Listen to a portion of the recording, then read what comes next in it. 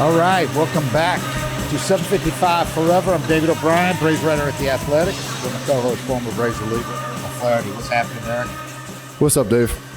Hey, man, back from New York. It was a nice series for the Braves to continue this run on. I know a lot of people kind of dismissed last week because it was against a struggling Rays team that ain't what they usually are, and against the Tigers, who they swept. And I didn't dismiss that. I thought they looked good. And starting with really that last game in Baltimore, they've carried forward this, doing exactly what we thought they would eventually do, and looking a lot more like themselves and scoring early, getting big runs, and scoring in the first inning, scoring some big runs, and most importantly, hitting some balls out of the park up and down the lineup. Mm-hmm. Take 2 out of 3 from the Yankees. That's impressive. Yeah, and that's a good team with good offense and a tough park to play in. But it's a funny thing because in baseball, especially at the level that these guys are playing at, when you're not right, anybody can beat you. Anybody can get the best of you. And when you're right, there's no team that can stop you. You know, it's kind of what happens in the middle. But when they're hitting like this and hitting the ball out of the park, which we knew they'd eventually start doing again, they can beat anybody. Yeah, especially as long as they keep getting the starting pitching they're getting from specifically the 3 guys. I know it drops off to Charlie at the 4th. When Charlie's on, he's a good pitcher. He's a really good 4th starter. But when he's not, hey, he can give up 5 runs and walk a lot of guys. But the real problem is the 5th starter spot. Schwellenbach has really been encouraging his last 2 times out. And if he can keep doing that, I still think they need to go out and get a starting pitcher, an innings eater like we've talked about. But if Schwellenbach can keep doing what he's doing, and then with Ian Anderson, has started he starts a rehab assignment this week. He's actually pitched in a minor league game. It was the complex league game, rookie league, and it looked good. I saw some video of it. With him coming back, if Schwellenbach keep doing what he's doing, you're looking good, right? I mean, you're solid right now. But the problem, of course, is that Charlie's 40. Sale has had an extensive injury history. Lopez is already at the highest innings total he's had in 5 years, and we're not even in July. So you can't, I don't think, just count on all those guys is what I'm saying to stay healthy. That's why I think you still, before the deadline, as we get closer, it'll be more clear what they need to get. But I think they probably still need to get an innings hitter. And I think we talked before the year that really the only thing we felt could derail this team and the run they've been on would be injuries. And that's got to be a tough spot for a GM to just be hoping guys stay healthy. So I think they'd probably make a move just as, even if everybody's doing well and the 5th starter spot's locked in, just for some extra depth and backup, I think they'll probably do something. Yeah, I think that and corner outfield are really the only 2 spots that they really need to address, because we've seen Duvall is still a really good hitter against left-handers, and that's what they got him for. His production is great against them, 900 OPS or whatever it is.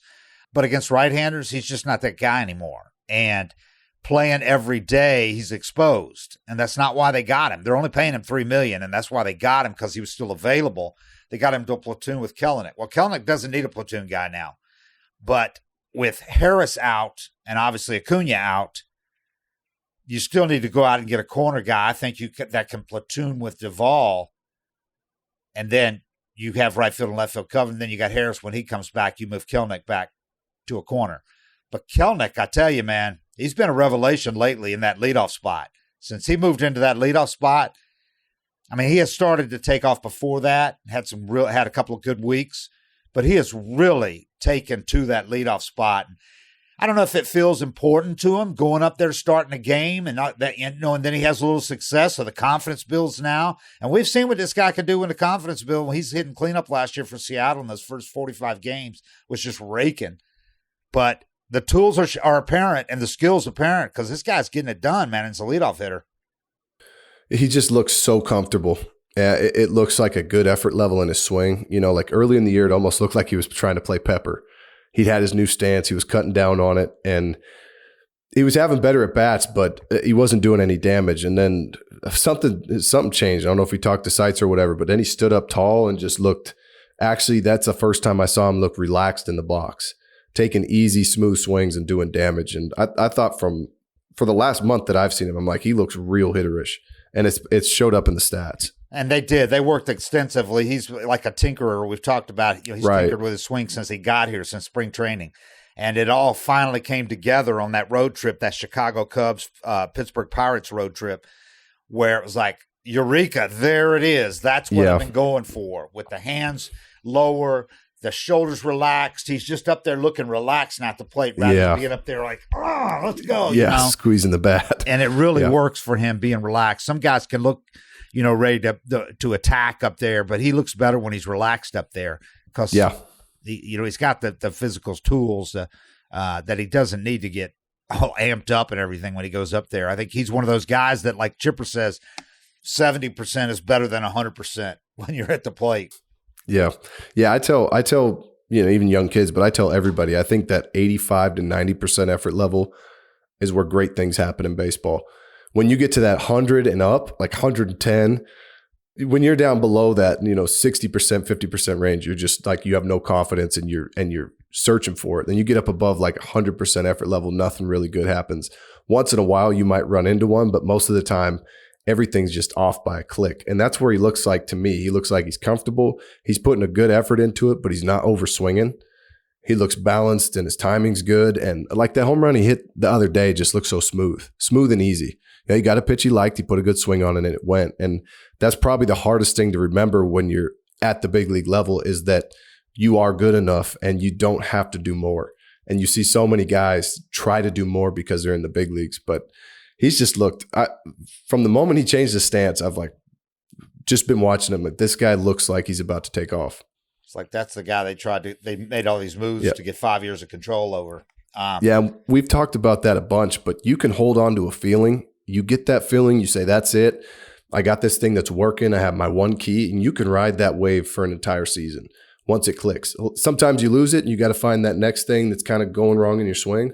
But him grabbing onto that and where he's at right now, I mean, he could keep this up the whole year. He's got a 356 OBP and a 941 OPS during a 10-game hitting streak that he's got going right now. But more impressively is what he's done since he moved into the leadoff spot, which was 9 games ago after Harris got hurt in the first inning. So since taking over in that game at the leadoff spot, as a leadoff hitter, in 9 games, 8 starts, he's hit 368, 390 OBP, 684 slug, and 1,074 OPS. That'll work. That gets it done. 3 doubles, 3 homers, 6 RBIs, and 8 runs scored, and a stolen base. Yeah. So he's been terrific in that leadoff spot. We'll take that. And that homer at Yankee Stadium was not a Yankee Stadium cheapie. That was crushed. No, he crushed it. And it was an easy swing. It wasn't like, spinning out or anything like that. He just put a good swing on it. That's my favorite thing to see. We swung the bats pretty well. We come out and jumped on top the first game, and then it was a tough ride today too. And we did some good situational hitting, and so it was good. Mentor looked real good in a rehab appearance the other day. 3 strikeouts in 1 inning. Guy reached, I think, gave up 1 hit, and the guy reached on an error and scored an unearned run, but 3 strikeouts. I don't even know if he gave up a hit, actually. But, yeah, looked real good. He'll be back soon.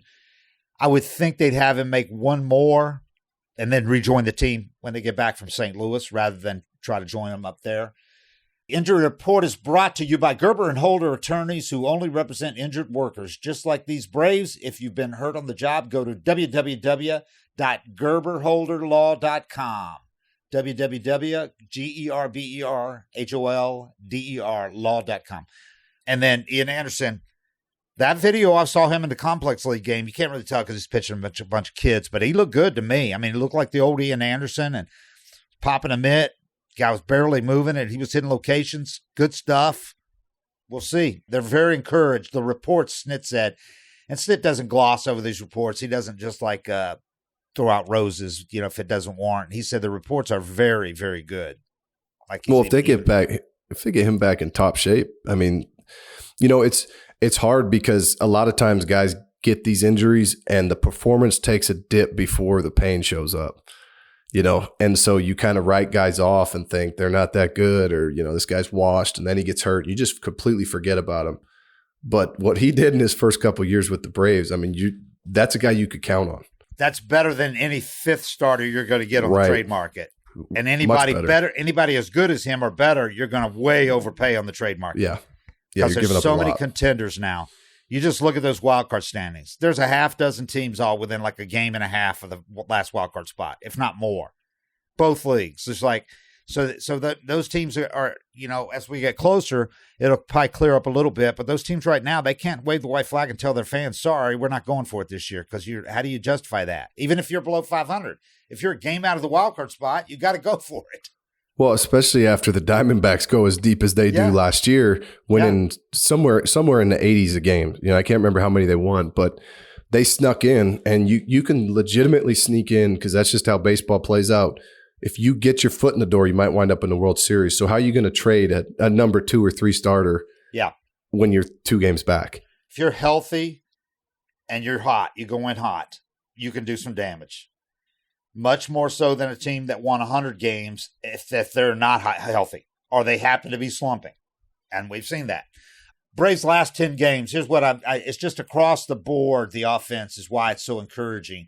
It's not just that they're getting fluky runs or hitting a ton of power and nothing else. I mean, they're just 266 average, 312 OBP, 19 homers in 10 games. They it's the most in the majors, I think, in that span. 500 slugging, which remember, that's exactly what they slugged last year for the season, 501. It's hard to believe. What we're seeing right now is what we saw for an entire season last year. 501 slugging for an entire year. And basically 2 homers a game is what we saw because they hit 307 homers last year and 162. So, and right now they got 19 homers in 10 games. So what we're seeing, it was easy to get lost in it at the time and just say, hey, this is what these Braves are. But what they did was unbelievable. Now, the balls were a little juiced more last year than this year, or this year they're a little, let's say they're not normal this year. I don't know which is the more normal. But what they did last year was just was crazy for a 162. Yeah, and I think we spent the whole year just waiting for it to stop. Right. Like this is not maintainable. Nobody hits like this for a whole season, and they did. And then you spend a couple months this year wondering when it's going to end in the other way. When are they going to start hitting again? And, they're probably maybe not going to hit 300 home runs every season, and they're not going to be as bad as they were for a couple months this year. They're somewhere in the middle, but it's an extremely talented offense, and we've been waiting for this to happen, for 2 months now. And they're doing it right now without Acuna, who hit 40 of those homers last year, 41 of them. It's also easy to overlook the fact that last year they weren't quite the same hitting team in September and especially in October because their numbers were still so good because they had built up you don't notice numbers. But if people go back and look, they weren't that great down the stretch. And then obviously in the postseason, the Phillies shut them down. So, well, yeah, let's suck in May and June then. That's what they look at it as. We'd rather do it now, get rolling, get in. They're safely in that top wild card spot, and they're going to try to win the division. They want to have to deal with that 5-day break, and they've cut it as great as Philly's been playing. They've cut Philly's lead from 10 to 7 just like that. And they are going to feel that, especially if you're Philly and you see them just scraping out games, it's one thing, but when you see them mashing the ball again, and you've known that they haven't been hitting the ball this year, and here they come and they're on your tail, like that's a tough spot to be in when you know that team's every bit as good as you, probably better. And your lead is just shrinking day by day. And this 10-game stretch included 4 games at Baltimore and at the Yankees. The 2 best teams in the sport record-wise are right there with the Phillies. Yep. So you see them beating good teams. Good pitching. They face good pitching. They face good pitching too in the Tigers series, including Scooble, who they knocked his dick off, and that was the best. That's the worst game he's had. Scooble having a great year. So. Well, that's what I'm saying, though. It doesn't matter when they're hot and they're right. It doesn't matter who's pitching, unless it's when you those top tier like veteran mega aces, like a Garrett Cole or a Wheeler, or somebody like that. That's just like Wheeler can look unhittable at times. You could be as hot as you want, and if he's having his game, he probably beats you. But for everybody else, those number ones on most teams, they could put up a 6 spot on them. Yeah, they didn't have to face Garrett Cole in this series, but they crushed Nestor.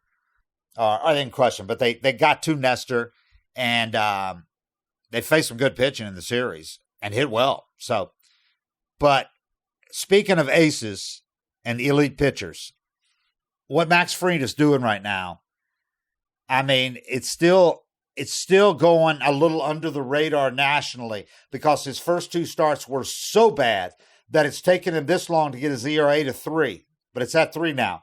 But that totally distorts or skews the season this guy is having. What he's pitching right now is as good as he's ever been. Ever.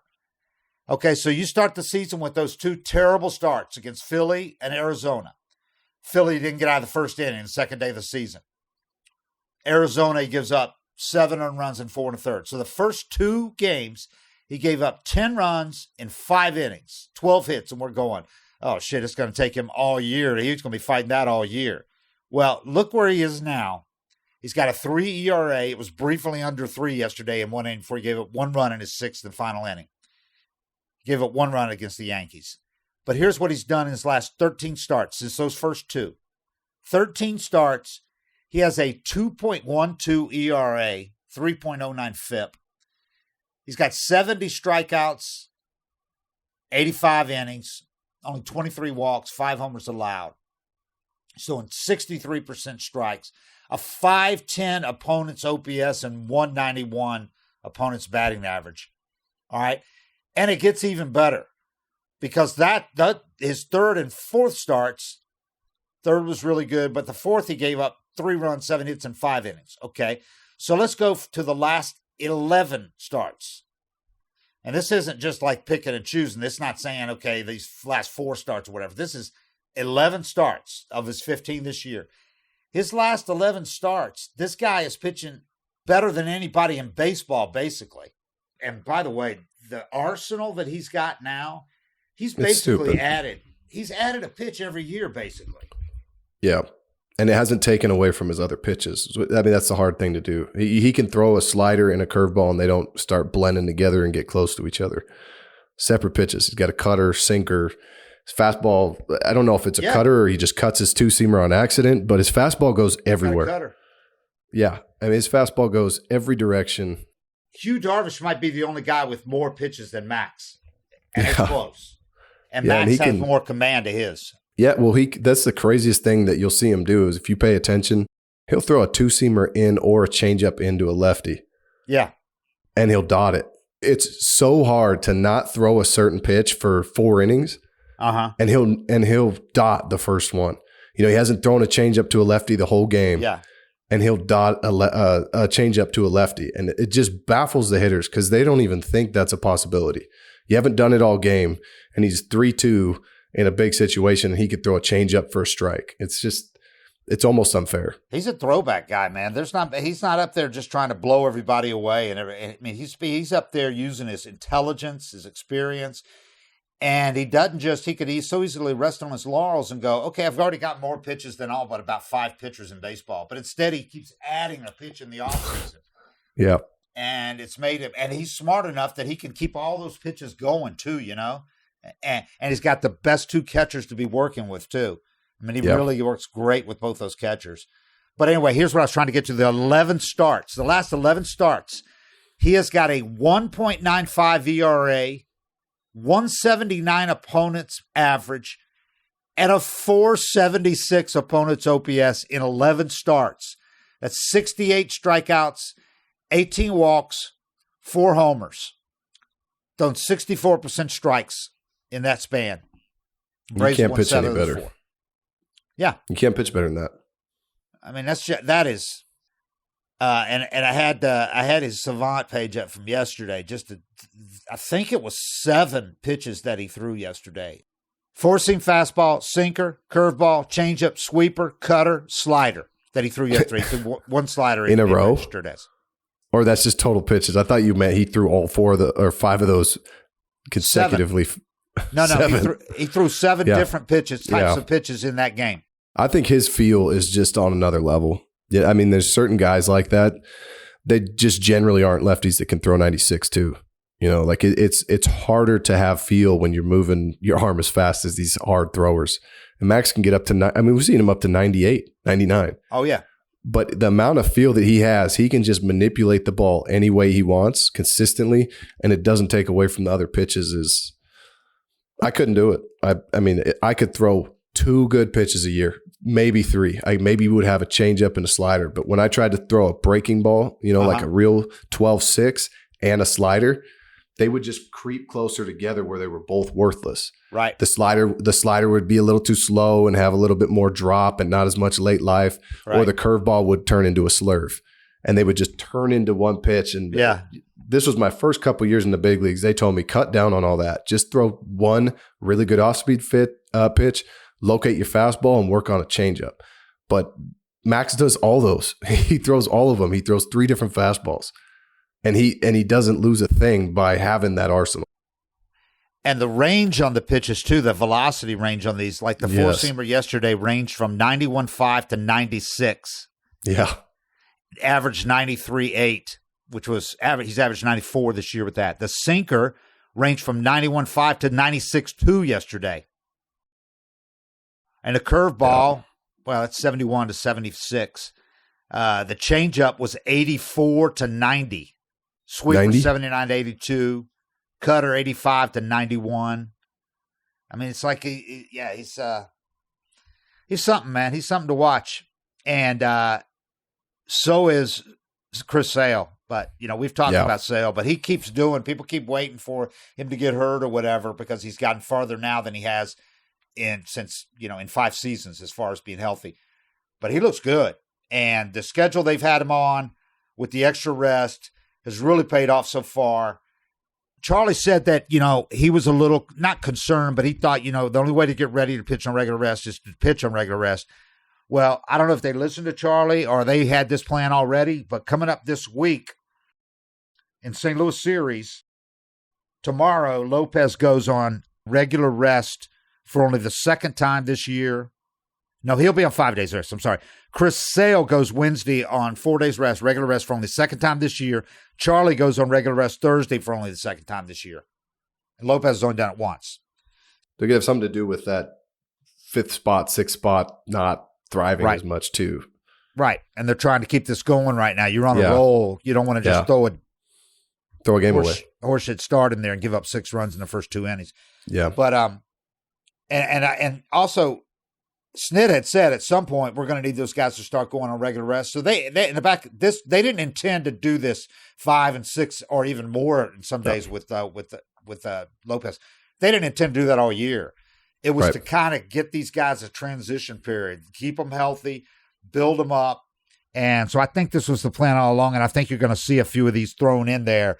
And then down the stretch, if they do need those guys to go on regular rest, especially in the postseason, you would need it. Then it won't be something foreign to them or something that they haven't done in years or all year, at least this year. So that's what we're seeing this week with those guys. They got Schwellenbach going tonight in the opener against Lance Lynn. Should be a good one. You got Lopez going against Kyle Gibson in the second game Tuesday. Also a good one. Should be broiling hot in St. Louis, by the way. And then you got Sale facing Andre Pallante in the series finale. So you like these matchups for the Braves. If Schwellenbach pitches like he did in the last 2. Charlie gets to be announced in the makeup game at Chicago on Thursday. They got to go to Chicago for 1 game Thursday. Yuck. Make up against the White Sox. I'm sure the White Sox are now wishing they'd have got that game into early, the way the Braves are playing right now. Not that the White Sox care because they're losing everything anyway. So the Braves are on a little roll here, and they got through that Yankee series the way they had hoped. Win 2 out of 3. That's all you can hope for going into a place like that, the way the Yankees have played this year. Best record in baseball. And the offense is clicking now. Austin Riley, I had his numbers up too. He's really, since, that tragic death of his personal hitting coach, he had just met with him in Baltimore 2 days before he died. And Austin has taken off since those meetings together. He just looks like a different guy. He looks like himself at the plate now. His since getting back from that Baltimore series, like I said, where he met with Mike Brumley, his last 9 games, Austin Riley's hitting .433, 4 doubles, 4 homers, 9 RBIs, 4 walks with only 5 strikeouts. That's a big one. Yeah. 514 OBP, 1481 OPS in 9 games. It's crazy how you just connect with one person that can put things in a way that clicks with you, and it's easy to visualize. You go out and execute it, and you're hot again. Here's your trivia question brought to you by Gerber and Holder, attorneys who only represent injured workers, just like these Braves. If you've been hurt on the job, go to www.gerberholderlaw.com. The question is, Orlando Arcia is striking out at about a 25% clip. He has 47 Ks in 201 at-bats. What Brave has the most strikeouts in a season? Again, what Brave has the most strikeouts in a season? Send us an email if you know the answer to 755foreverpodcast@gmail.com. Now back to the show. Enjoy the games in St. Louis on the tube if you've got access to it, folks. I know it's not easy these days. It's not as a given like it used to be. Oh, tonight the good one is for folks outside of the Atlanta metro area or outside the Valley Sports regional rights area. Tonight's game is on MLB Network as the featured game, so most people around the country can watch that one. And you can see Schwellenbach, because I don't think a lot of people have seen him pitch, and he's impressive. Of all the kids they've brought up so far, I think Hurston has the higher ceiling. Schwellenbach's been the most impressive one I've seen in the last few years. Yeah, I agree. Back since maybe Ian Anderson came up and outpitched Garrett Cole that night in his debut. Yeah, that readiness, that ability to just jump in and pitch like you belong is something you don't see all the time. Yeah, he's really mature, and I think it'll be obvious for anybody who hadn't seen him. You'll see what I'm talking about when he's on the mound. He carries himself. Body language, yeah. Yep. He doesn't look in awe at all. And you got to hope he catches that he's got a comeback or two his right or left, because he was a former shortstop at University of Nebraska, and he makes that look like a former shortstop. That's pretty cool. He doesn't look like the rest of us pitchers, huh? No, maybe Smoltzy. Well, Smoltzy not when he's fielding that ball over by first base. Did his barrel roll. All-time video. That and that pales next to the Marcell Ozuna catch attempt, though, with the Cardinals on the left field wall. Kelenic had one similar, but that's why we were looking at it, because Kelenic got so turned around at Yankee Stadium that I brought it up.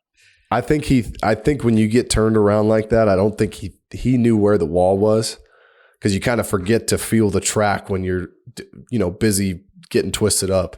And it looked like he was jumping to catch the ball, and the wall was about 5 feet closer than he thought. It was a weird sky with some clouds, and it was like dusk kind of. Yeah. And I think the combination of all that just led to a rough looking play, but he's been really good. He has been really good. That's why you give him a pass. But yeah, I mentioned it Toscano, and we called up the Ozuna thing and watched it several times because it's just unbelievable. It's unbelievable. I had never noticed the relievers in the bullpen right behind the fence, their reaction. Call it up. Well, that's a visiting bullpen, isn't it? Yes. But he was a visitor, or was he with Cardinals? He was with the Cardinals.